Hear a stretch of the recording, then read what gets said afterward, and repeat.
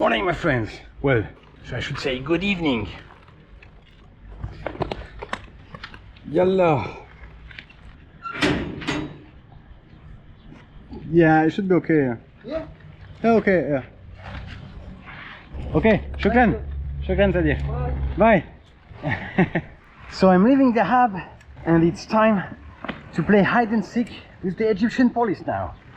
So I'm heading to Sharm El Sheikh and I think I have to avoid the police checkpoints because I think they won't let me ride if I pass by a police checkpoint.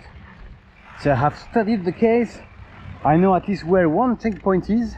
I know it's at the big crossroad. I'll show you where I don't go, so I will take another road, a smaller road, which hopefully will not be blocked by a checkpoint.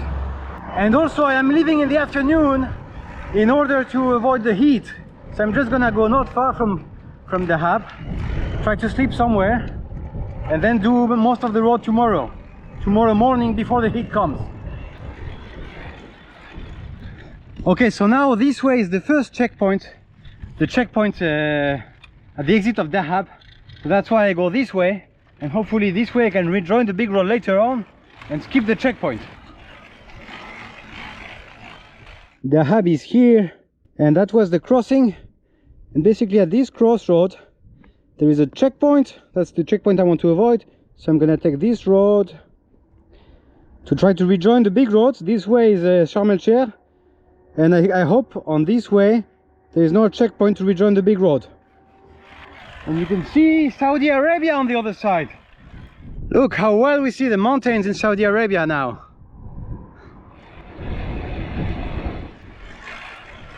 Okay, so now I'm cautious because I reached the turn where the road is supposed to be not built anymore, and it might be a checkpoint there.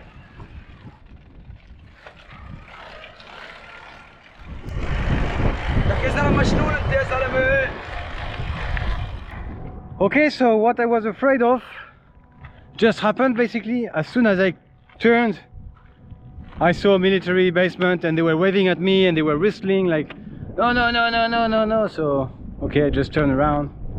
But now it's like almost sure I will not be able to ride anything tomorrow because I know the first checkpoint. They told me they're not gonna let me through. Well, what can I do? I guess I might just gonna go to hide behind there. Yeah, but a big disappointment. The first possibility of checkpoint, it was a checkpoint. And it looks that's the only place I found to hide.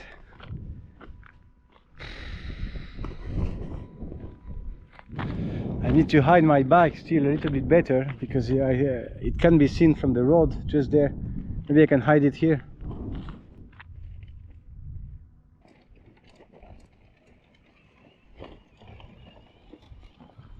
Very disappointed. Obviously the Sinai is great for tourism, but it's not great for adventure. All the roads are blocked.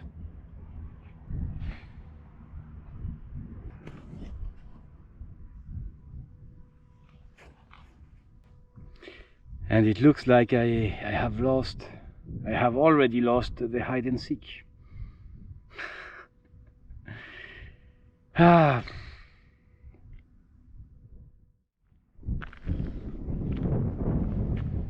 Morning, my friends, from my camp in the middle of the trash. Okay, I guess it's gonna be time to pack everything up. It's 5 o'clock in the morning, the sun is already up in the sky. Time for breakfast, and then it's gonna be time to go get arrested again. Well, get stopped by the police again. Yeah, and for breakfast actually I want to show you something very nice here in Egypt. It's very nice. In the supermarket they sell you those things, mixed fruits. You have many different kinds of fruits: banana, peach, I have a plum, grapes, cherries, I have even a fig, a flat peach. Fantastic.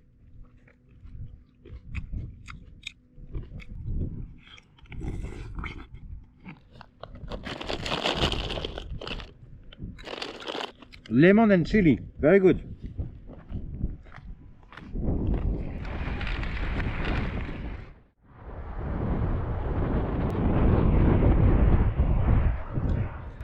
And I am almost in Sharm El Sheikh, and you have to see it to believe it. Look at that. There is a cycle lane here in Sharm El Sheikh. Just there is the military checkpoint, and the military checkpoint was still not allowing me to ride the bike because it's too dangerous while there is a cycle lane. Wow. Hard to believe, but that's really what happened at the checkpoint at the entrance of Sharm El Sheikh. I don't know what's going on here, but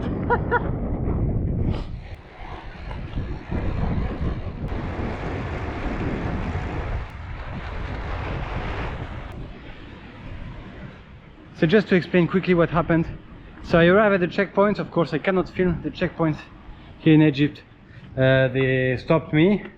They were very polite. They just told me you cannot ride the road because it's dangerous. What I don't understand, what is very absurd for me, and the reason why I still try, it's because basically they don't want me to ride because they say it's for safety issues regarding the road. And honestly, it's completely absurd, because like the road from Dahab to here, Sharm El Sheikh, it's a 2-lane road with only one direction, so you have two lanes on one side, a big gap in between, and 2 lanes on the other side, and there are no cars on the road, so this road is not dangerous. It's just nonsense for me that I can't ride.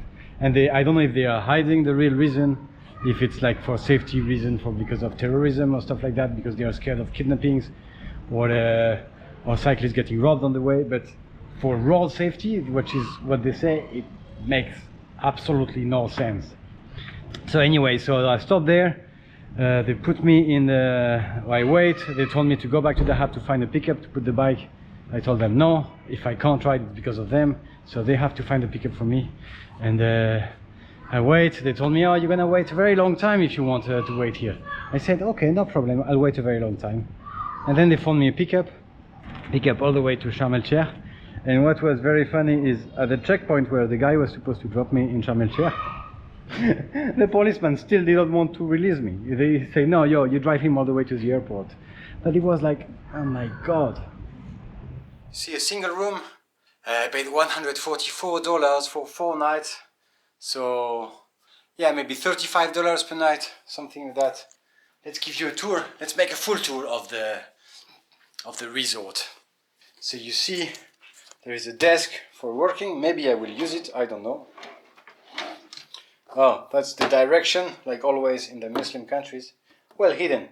The direction for Makkah, for the prayer. That's a safe, which I should use probably.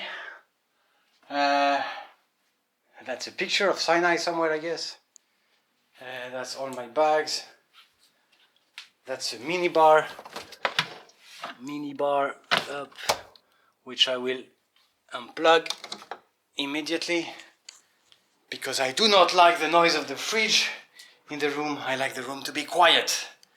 And here is the bathroom. Quite clean. Seems okay. And here is the shower. And they give you this thing. I don't know if I will keep it, maybe I will remove it and just keep it outside, because I hate having things on my wrist. I feel like I'm enjailed by someone. I feel like I have shackles. I can't have anything on the neck, on the wrist, because for me it means slavery. Hi boss. Hello. How are you? Good, and you? Camera? Camera, yeah. Camera? Yeah. You met the man who cleans the room. So let's give you a glimpse of the swimming pool with all the activities. So you can see people swimming, taking the sun, and just in front you have the area for the massage as well. That's it. Yeah, so they have a lot of activities here. They can arrange any activity. And there is the shop for to rent. That's to rent snorkels and stuff like that, I guess. The shop for sunscreen, which makes sense because the sun is very strong. And you can see, and that's the courtyard. at the entrance. And I decided, I don't know why, but I decided I'm gonna show you the area, this area around Naama Bay. Naama Bay is a beach, and there are a lot of resorts around basically, and there is a little bit of an area with food and all that. But what's funny for me is that it's only active at night, and yesterday I discovered it during the day because it's too hot and it was nothing. So I want to show you like how it is when it's deserted basically. And look at that. And I think that some people do stay here. It's very funny that just next door, so that's my hotel there, and just next door you have a half deserted resort. It's only half deserted because I've seen people coming down from here at night, and at night they are light, so it doesn't look, it's still a little bit alive. But during the day it looks completely abandoned. Very weird. So you see some closed shops, some open. But what's interesting as well is the restaurants are mostly closed during the day. So actually, that's the restaurant where I ate yesterday evening. But actually, if you don't eat at your resort, basically it's very hard to find food. There are just a few big brands like Pizza Hut and McDonald's are open, but everything else is closed. So you see those are open, KFC, Pizza Hut, all the international brands. Yesterday I ate here, because basically it was nothing else. And all those are restaurants. I really like the vibes of the tourist place, almost like abandoned. And there is another interesting thing here. Look at that, you have the Hard Rock Cafe of Sharm El Sheikh, I guess. Well, the American car and a rich man selling a burger he would probably never eat. This is my messy burger, yeah. It's a little bit of a shame to push people to eat a burger that you yourself, you would never eat. And that's how I like it. That's the tourist restaurant, completely empty. I love the empty atmosphere, as if the place was completely dead. Then later at night you can imagine it's not buzzing, but there are a lot of people walking around, a lot of people eating here. There is light everywhere. But during the day, at midday, it's too hot, and that's the way it is. Oh, and I had also something, quite of a typical experience of the very touristic places, which is food poisoning. I guess I got a little bit of food poisoning yesterday. I don't know from where. Yeah, it's quite typical because usually it's actually, on the contrary to what people think, it's often much easier to get food poisoning at touristic fancy restaurants than in the street. Most of the time, because in the street, if a lot of people go to the street food, the food is always fresh because they're always selling and buying new stuff to sell again. While the touristic restaurants, sometimes they just don't care if people come or not. And they can keep the things. If they don't sell, they can keep it until it's rotten, and then they sell it to you, and then you get sick. Salam alaikum. كيفك يا؟ تمام تمام يا. No, it's okay. شكرا. شكرا. Anyway, that's the end of the video. See you for the next adventures, which are gonna be a little bit different than expected. Apparently, there is no ferry to Hurghada.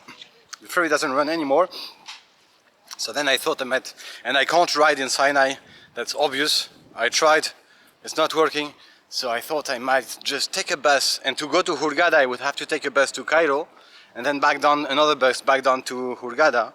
So I'm very probably gonna take the bus from here to Cairo and start riding south from Cairo to start for real, the real Cairo to Cape Town adventure. So that's gonna be it for the next video. It's gonna be the start of the big adventure. Finally. Ciao guys.